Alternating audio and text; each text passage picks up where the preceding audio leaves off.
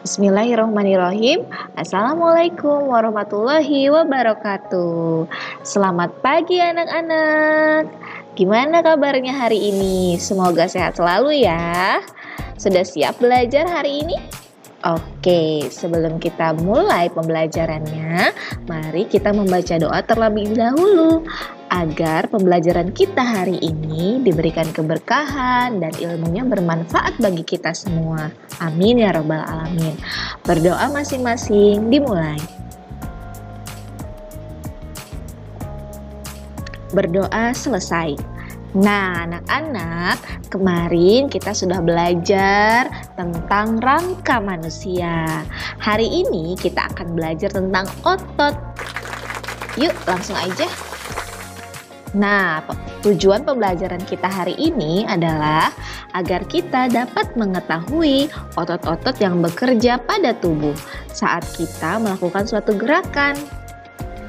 Dan kita dapat mengetahui makanan sehat untuk tulang dan otot. Otot disebut alat gerak aktif. Nah, otot adalah alat gerak aktif. Manusia dapat menggerakkan tubuhnya karena adanya otot. Otot atau yang dikenal dengan istilah sehari-hari daging terdiri atas sel-sel otot. Otot mampu berkontraksi dan berelaksasi. Otot juga mampu menggerakkan persendian. Nah, gimana? Sudah paham sampai sini? Yuk lanjut.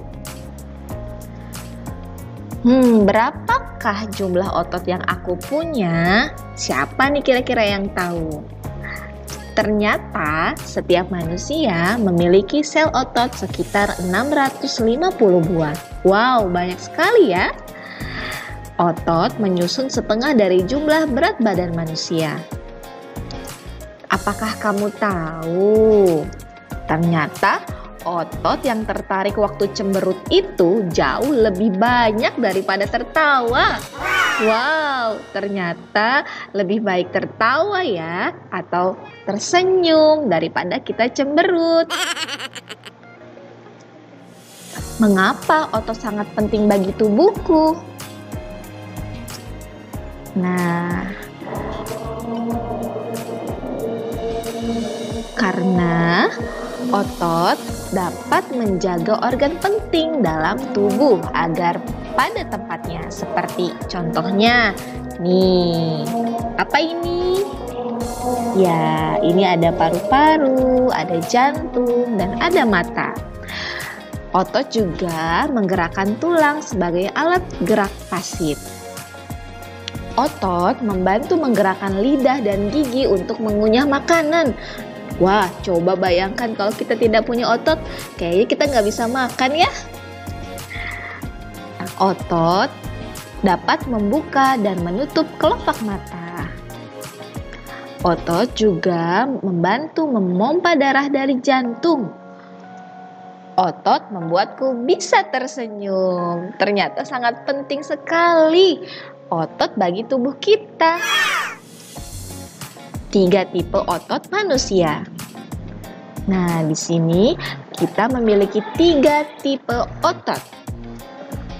Apa saja ya? Yang pertama, otot lurik atau disebut juga otot rangka. Yang kedua, otot jantung. Yang ketiga yaitu otot polos. Otot lurik biasanya berada di alat gerak. Otot jantung berada di jantung. Otot polos itu bisa berada di usus, rahim, dan lain-lain. Kita bahas satu-satu ya. Otot polos. Nah, ini adalah gambar-gambar dari otot polos. Nah, otot polos biasanya ada di alat pencernaan seperti lambung, usus, juga ada di pembuluh darah. Otot polos atau otot tak sadar atau bisa juga disebut involunter. Ciri-ciri pada otot polos yang pertama, sel berbentuk gelendong atau berinti satu. Yang kedua, bekerjanya tidak sadar. Kita tidak dapat menggerakkannya. Tanpa sadar ia bekerja sendiri. Yang ketiga, menyusun sebagian besar organ dalam. Contohnya ginjal, uterus, atau pencernaan, organ pernapasan, iris mata. Selanjutnya, otot lurik atau otot rangka. Seperti ini loh gambaran otot lurik. Otot lurik atau otot rangka memiliki ciri-ciri. Yang pertama, sel berbentuk silinder dan berinti banyak, tidak bercabang.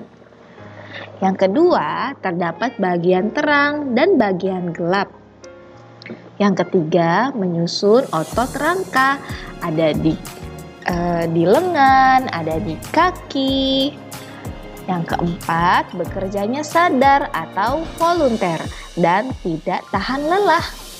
Seperti kita dapat menggerakkan lengan kita. Nah, kita mengetahui, kita dapat tahu, kita dapat menggerakkannya sendiri. Itulah maksudnya bekerja secara sadar. Otot jantung. Nah, seperti ini nih kira-kira gambaran otot pada jantung. Otot jantung memiliki ciri-ciri. Yang pertama, sel berbentuk serabut anyaman yang bercabang dan memiliki banyak inti. Yang kedua, bekerjanya tidak sadar atau disebut involunter atau sangat tahan lelah. Jadi, tidak terasa lelah. Bayangkan kalau misalnya jantung bisa gampang lelah, bagaimana ya? 3. Hanya terdapat pada organ jantung. Nah, seperti ini anak-anak. Gambaran dari otot jantung. Nah, sekarang adalah cara kerja otot. Cara kerja otot dibagi dua. Yang pertama ada secara sinergis atau bekerja bersamaan. Yang kedua adalah antagonis, yaitu bekerja berlawanan.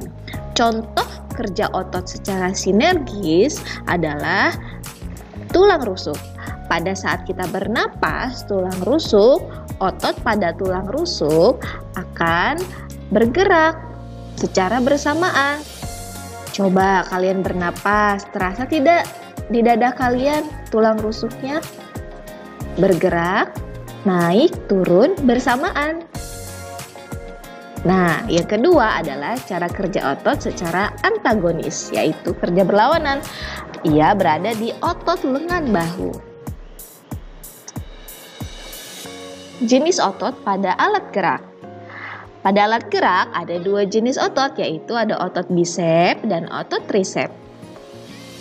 Nah, yang disebut dengan otot bisep adalah pada bagian ini, pada bagian atas lengan.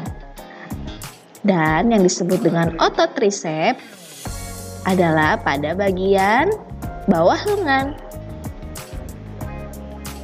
Tendon adalah sambungan otot dan tulang. Ini trisep, ini bisep. Jangan sampai tertukar ya. Bisep di atas, trisep di bawah. Boleh dipegang tangannya? Bisep di atas. Sudah terpegang? Ya, sekarang pegang di bawah lengan. Trisep di bawah. Good job. Lanjut. Gerak pada otot. Nah, gerak pada otot dibagi menjadi dua. Yang pertama, gerak fleksi atau gerak menekuk. Saat kaki kita menekuk atau lengan kita menekuk, nah gerakan tersebut disebut gerak fleksi. Yang kedua, gerak otot, gerak ekstensi atau gerak meluruskan. Pada saat kaki kita diluruskan atau pada saat lengan kita diluruskan, nah gerak tersebut disebut gerak ekstensi atau gerak meluruskan. Coba sama-sama. Fleksi, ekstensi. Jangan sampai tertukar ya. Cara kerja otot antagonis. Gerakan antagonis atau gerakan secara berlawanan.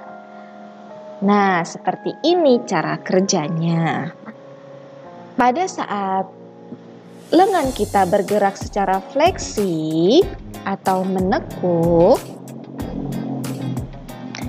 nah, otot tricep dan bicep akan bekerja. Pada gambar tersebut jelas menggambarkan saat lengan ditekuk atau gerakan fleksi, pada otot bicep akan berkontraksi atau membesar. Sedangkan otot tricep akan berelaksasi atau memanjang. Ya, saat gerakan fleksi, saat gerak fleksi atau menekuk, otot bicep akan berkontraksi atau membesar, mengembang ya. Dan otot tricep akan berelaksasi atau memanjang. Pada gambar yang kedua juga menggambarkan mengenai kontraksi dan relaksasi. Namun kali ini saat lengan kita diluruskan atau pada saat gerak ekstensi atau diluruskan, maka otot bicep akan berelaksasi atau memanjang. Sedangkan otot tricep akan berkontraksi atau membesar. Ibu ulangi ya.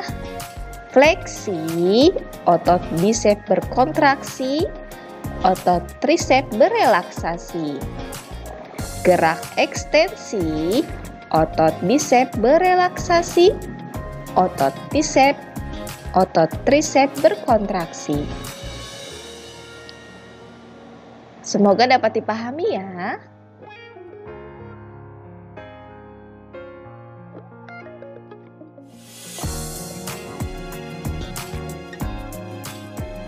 Nah, sekarang coba tebak otot apa ya yang bekerja saat kita melakukan aktivitas berikut ini. Contohnya nih, kira-kira anak ini sedang apa ya? Ya betul, dia sedang berlari. Otot yang bekerja adalah otot kaki. Betul. Saat berlari, otot rangka pada kaki atau bisa kita sebut otot kaki, ia bekerja. Sekarang ibu punya tugas. Tugas yang pertama yaitu kalian menjawab otot apa yang bekerja pada gambar ini. Nomor 1. Nomor 2. Nomor 3.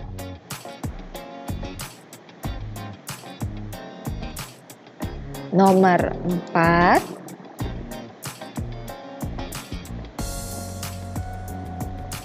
Dan nomor 5. Kalian cari tahu ya, otot-otot apa saja yang bekerja pada saat kita melakukan aktivitas tersebut. Nanti jawabannya kalian tulis di buku tulis. Selanjutnya kita akan belajar tentang makanan sehat untuk tulang dan otot. Berikut ini adalah gambar-gambar makanan yang biasa kita makan sehari-hari. Makanan-makanan ini termasuk makanan-makanan sehat untuk tulang dan otot. Yang pertama adalah susu. Susu merupakan sumber terbaik kalsium. Kalsium merupakan unsur paling penting untuk tulang yang kuat. Susu mengandung protein tinggi untuk pembentukan otot. Selain itu, susu juga mengandung kalium, magnesium, riboflavin, fosfor, serta vitamin D dan B. Nah, semua nutrisi ini sangat penting untuk kesehatan tulang dan otot. Orang dewasa sebaiknya minum susu 2 gelas sehari. Anak-anak dan remaja sebaiknya minum lebih banyak susu. Seperti kalian nih, kalian harus banyak minum susu. Bisa minum susu, yogurt, keju. Nah, makanan ini sama-sama mengandung kalsium, kalium, magnesium, vitamin D, dan vitamin B12 yang baik untuk tulang dan otot. Selanjutnya adalah tahu. Tahu adalah jenis makanan kedelai yang mengandung jumlah kalsium dan protein nabati tinggi serta mengandung zat kimia nabati yang disebut isoflavon. Isoflavon bermanfaat untuk mendapatkan tulang dan otot yang sehat dan kuat. Nah, siapa nih yang suka tahu? Ternyata tahu ini mengandung kalsium dan protein nabati yang sangat baik untuk tulang dan otot. Tempe. Nah, sama ya seperti tahu, tempe pun mengandung kalsium dan protein nabati yang baik untuk tulang dan otot. Bayam. Bayam merupakan sayuran yang memiliki kandungan kalsium tinggi. Ditambah lagi, kandungan vitamin K dalam bayam dapat membantu mempertahankan kalsium dalam tulang. Selain kalsium, bayam juga mengandung serat, zat besi, kalium, magnesium, serta vitamin A dan C. Nah, pantas saja di dalam film kartun Popeye, kalau misalnya dia makan bayam, ia akan kuat, ototnya akan menjadi kuat dan besar. Ternyata bayam mengandung banyak vitamin ya, dan juga zat besi, kalium, magnesium yang sangat baik untuk otot. Daging sapi. Nah, daging sapi merupakan sumber protein terbaik. Pembentukan protein otot meningkat 51% jika mengkonsumsi sekitar 120 gram daging sapi tanpa lemak. Daging sapi juga kaya akan asam lemak omega 3, asam lemak tak jenuh, serta vitamin A dan vitamin E. Wow, siapa nih yang paling suka makan daging sapi? Kayaknya semua orang suka nih makan daging sapi ya. Nah, telur menyediakan protein yang baik. Satu butir telur mengandung 6-8 gram protein. Sebutir telur juga kaya akan vitamin, zinc, besi, dan kalsium, sehingga menjadi salah satu makanan pembentuk otot paling lengkap yang dapat disantap. Nah, kalau kalian ingin otot kalian kuat, otot kalian besar, kalian bisa makan makanan yang tadi sudah kita lihat ya, telur, daging, bayam, tahu, tempe, yummy. Ikan salmon. Ikan salmon adalah jenis ikan berlemak yang berisi berbagai nutrisi yang baik untuk tulang seperti kalsium, protein, vitamin D, dan asam lemak omega 3. Vitamin D dan asam lemak omega 3 membantu meningkatkan penyerapan kalsium dalam tubuh. Konsumsi salmon secara teratur dapat membantu meningkatkan kepadatan tulang dan otot. Yuk makan ikan! Selanjutnya adalah brokoli. Brokoli juga sayuran yang sangat baik untuk tulang dan otot. Brokoli mengandung vitamin K dan vitamin D. Kacang mete. Kacang mete mengandung lemak, protein, kalsium, zat besi, dan antioksidan. Gandum. Nah, gandum juga baik bagi tulang dan otot. Gandum mengandung protein, vitamin, asam folat, zat besi. Nah, seperti yang kalian suka makan di sereal. Nah, sereal tersebut mengandung gandum yang baik sekali untuk tulang dan otot kalian. Alpukat. Nah, ternyata alpukat mengandung protein, vitamin, kalsium, zat besi, dan lemak yang bagus untuk tubuh. Siapa nih yang suka jus alpukat? Sawi hijau. Nah, makanan yang satu ini ternyata juga mengandung protein, vitamin, kalsium, dan zat besi. Jadi jangan pilih-pilih makanan ya. Sayuran juga sangat baik loh ternyata untuk tulang dan otot kita. Banyak-banyak makan sayur ya. Daging ayam, sama seperti daging sapi, daging ayam juga merupakan sumber protein terbaik bagi tubuh. Hati sapi. Hati sapi juga mengandung lemak, protein, kalsium, zat besi. Kerang. Nah, siput satu ini ternyata sangat baik loh untuk tulang dan otot. Dia mengandung protein, lemak, dan vitamin. Pisang. Ya, ternyata buah-buahan juga ada yang baik untuk tulang. Contohnya pisang. Pisang mengandung protein, kalsium, dan vitamin yang baik untuk tulang dan otot. Edamame. Nah, kalau ini sih makanan kesukaan ibu. Nah, kacang edamame ini mengandung banyak sekali kalsium. Sekarang tugas yang kedua, challenge, yaitu kalian harus membuat jadwal makanan sehat dalam waktu 1 minggu. Contohnya seperti ini, dari hari Senin sampai Minggu. Contoh, Senin pagi hari makanan sehatnya adalah telur dadar dan sayur brokoli. Siang, sayur asam, ayam goreng, dan pisang. Camilan sore, yogurt, strawberry. Setelah itu malam, stik tuna dan salad sayur. Kalian bikin juga ya makanan sehari-hari yang kalian makan. Yang pasti harus makanan sehat. Waktunya cuma dalam 1 minggu, dari Senin sampai Minggu, oke? Diingat ya, tugas 1 dan tugas 2 dikerjakan di buku tulis latihan dan dikumpulkan ya via WhatsApp. Jangan lupa kalau sudah selesai difoto dan dikirimkan ke nomor ibu wali kelas kalian masing-masing. Oke, sekian pembelajaran hari ini. Semoga dapat bermanfaat ya anak-anak. Jangan lupa kita harus bersyukur, menjaga kesehatan tulang dan otot kita dengan cara makan makanan yang bergizi, olahraga yang teratur ya. Dan pokoknya jangan lupa bersyukur atas pemberian Allah Subhanahu wa Ta'ala kepada kita, karena dengan adanya tulang dan otot kita dapat melakukan kegiatan sehari-hari. Oke, sekian pembelajaran dari Ibu hari ini. Tetap semangat ya. Sampai ketemu lagi dalam pembelajaran selanjutnya. Wassalamualaikum warahmatullahi wabarakatuh.